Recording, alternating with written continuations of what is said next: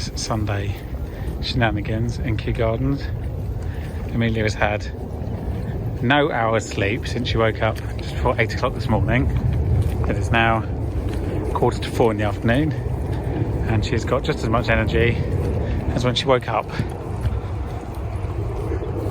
And they're sailing on the river, which is nice. Straight for the bin.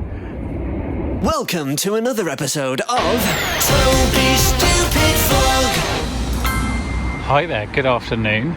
It's Monday. It's a new week. A week that has a lot of promise, as weeks often start. It's less chaotic than the previous few weeks, finally. I have 3 projects I need to get through. One of them I've done. One of them I'm midway through.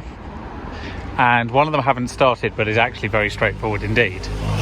So that is all the work I have to do this week, which is great. And what it means is, all being well, tomorrow I'm going to go for a drive. I'm going to have a nice little walk in the Surrey Hills, maybe with a picnic or something enjoyable, and just have a day away from home, which might be quite nice. Now, this weekend was actually a very enjoyable weekend. But it was quite busy, as is often the case. And on Saturday we went down to Burgess Hill, which is sort of past Haywards Heath. If you know West Sussex, around the sort of south east of Gatwick Airport, to go and visit some friends, and that was very nice. And Amelia got to play with someone of her own age, cause some mischief, make some noise, make some mess. She's very good at doing. And then yesterday, I showed you a tiny bit. We went into Kew yesterday because Amelia didn't have her nap for the first time in her life. She failed to have a daytime nap, and it had no impact on her whatsoever. Very alarming.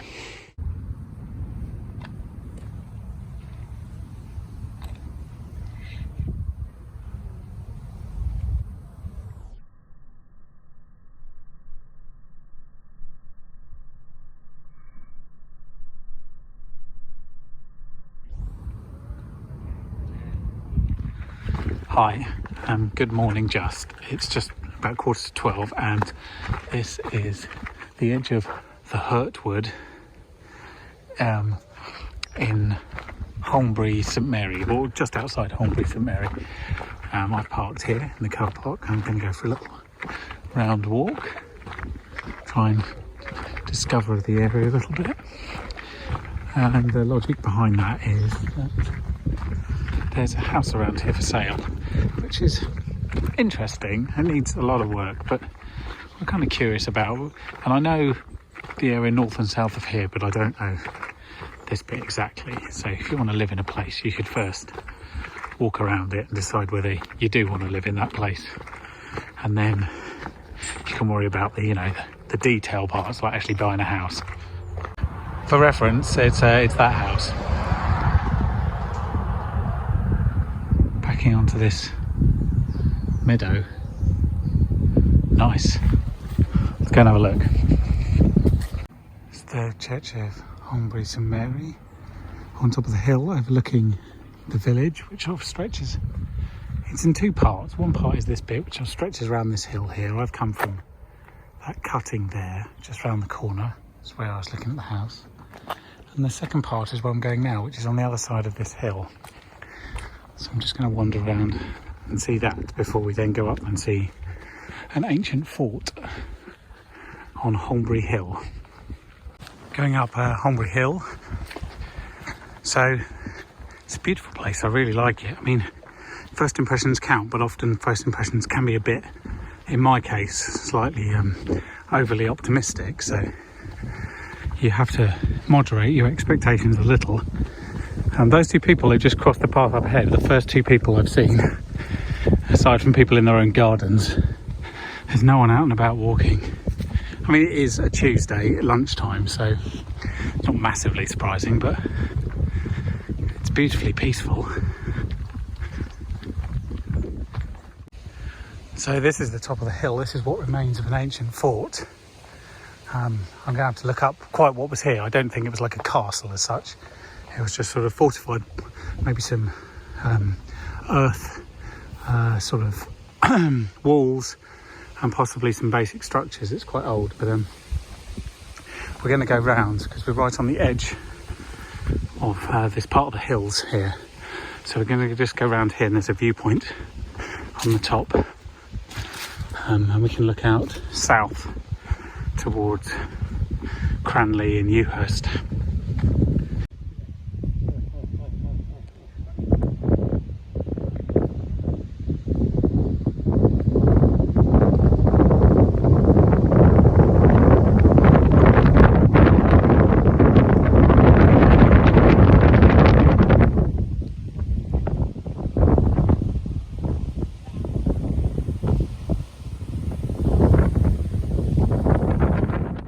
So that is the view from the top of Holmbury Hill. I would say that there's no way the camera does that justice, no chance at all. It's one of the most spectacular views I've ever seen, let alone in this country. It is so expansive and you can see so far. So if you turn around, and the camera didn't pick this up at all, so I didn't bother filming it, but in the other direction, if you look back across the hill north, you can see the city of London, which is insane how far away that is. And looking to the south, you could see the plains on the approach path, and you can actually see the end of Gatwick Airport all the way across the valley from Gatwick all the way round practically to Guildford. It's incredible. Like it's, I don't know that you can see more of England from any one spot. Beautiful.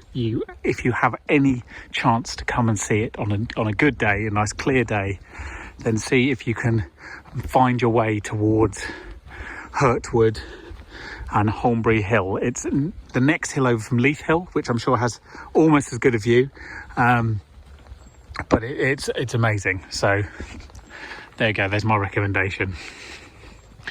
Right, I'm gonna wend my way slowly backwards to the car now that I've had my walk for the day. Okay, so these very low lying bushes with the tiny little leaves that you often get in the same place as brambles, and they go right along to the grass. These are bilberries, and a bilberry is essentially a type of blueberry, except it's a lot smaller, and the inside of it isn't white or green like blueberries. And there you go, that's a bilberry. They're absolutely minuscule. They are edible and delicious, and I've never seen so many growing in this country in any one place. You get them down the sides of alpine mountains. I don't think I'm the first person to come across here and try and eat them, which is why there's not many. And also it's possibly, I don't actually know when bilberry season is, but it's possibly a little late in the month. But if you pick enough of them, you can make a lovely jam out of them, obviously, or you can just put them in a fruit tart in the same way as you would a blueberry. Very nice, but they are tiny, so you do have to get a lot. The path is a bit narrower than I was imagining, through this sort of thicket of birch and heather and the occasional pine tree that's shot up and survived the winds. It's very nice. What a lovely place. You never regret going for a walk.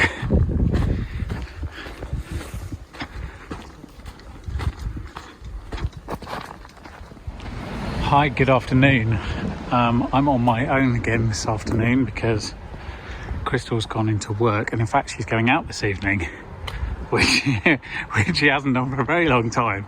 So this is going to be a bit of a change, but it's great actually.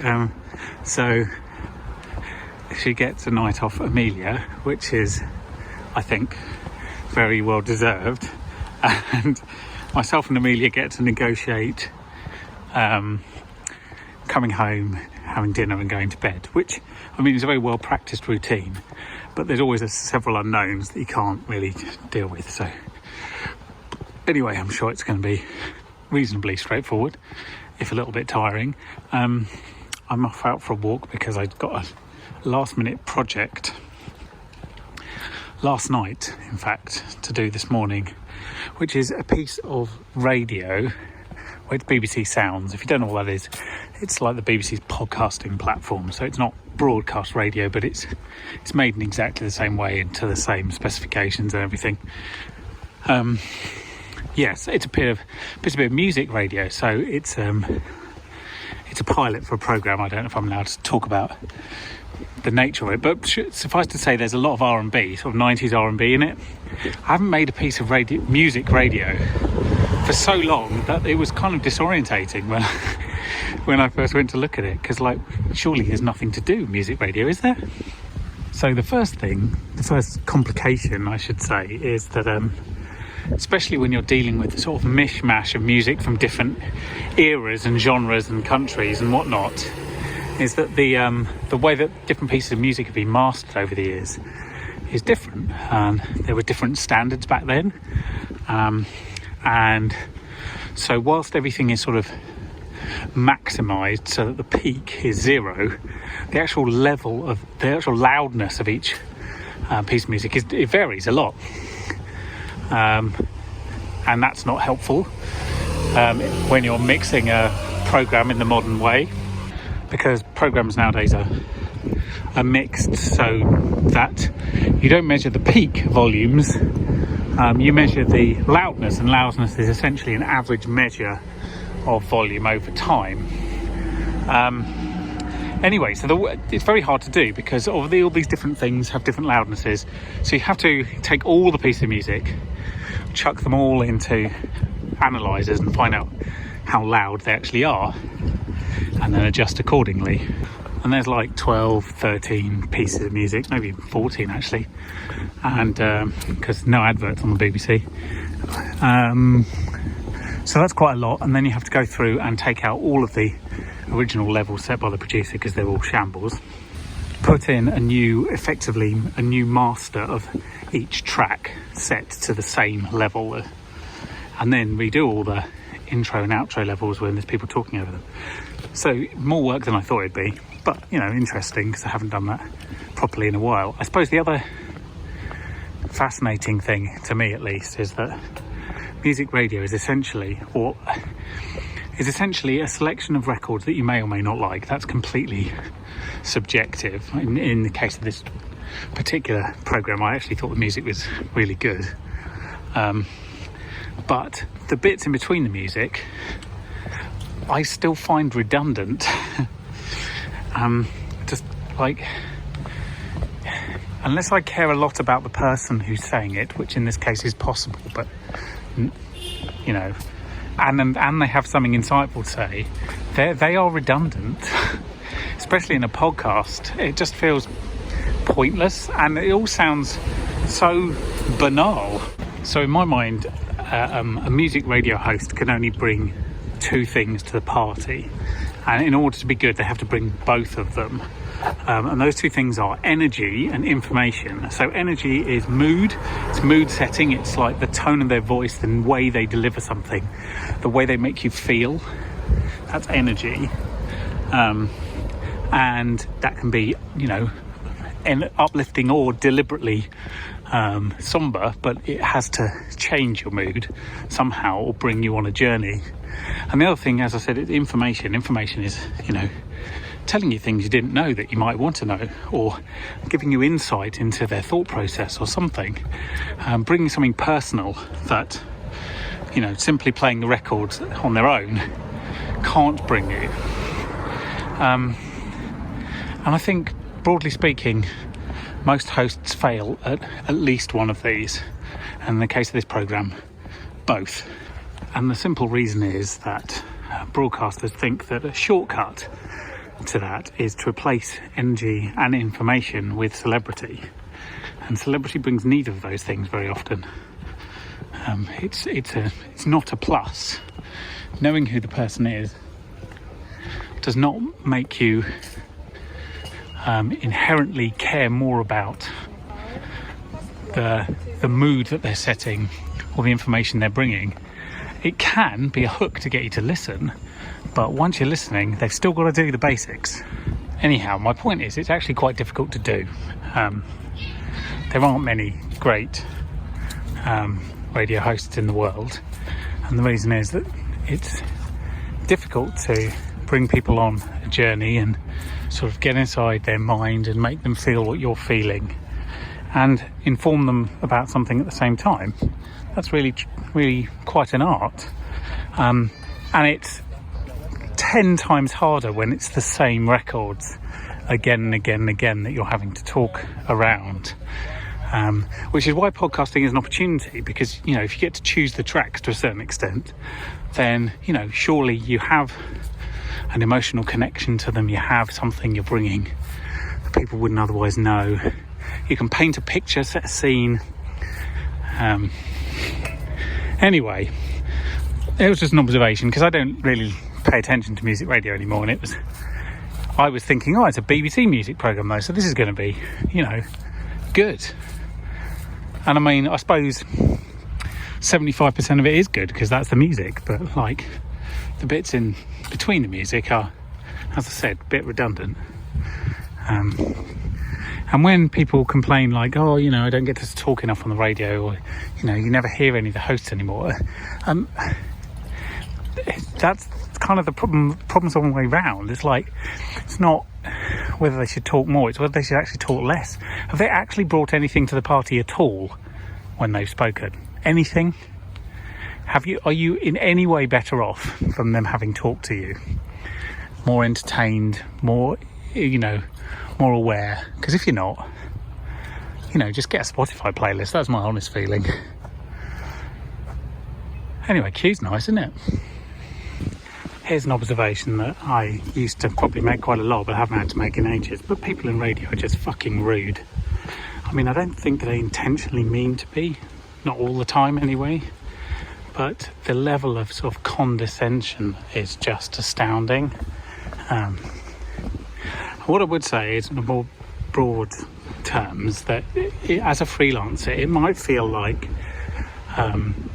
the way that the world works is that you've got production companies trying to pick freelancers to do work, and if that's the way you have to operate, then so be it. But that's not really how it works. How it works is freelancers pick production companies they want to work for, and there should be a lot of reasons for that. But broadly, it should be about: do you enjoy the work? Do you get good and helpful feedback?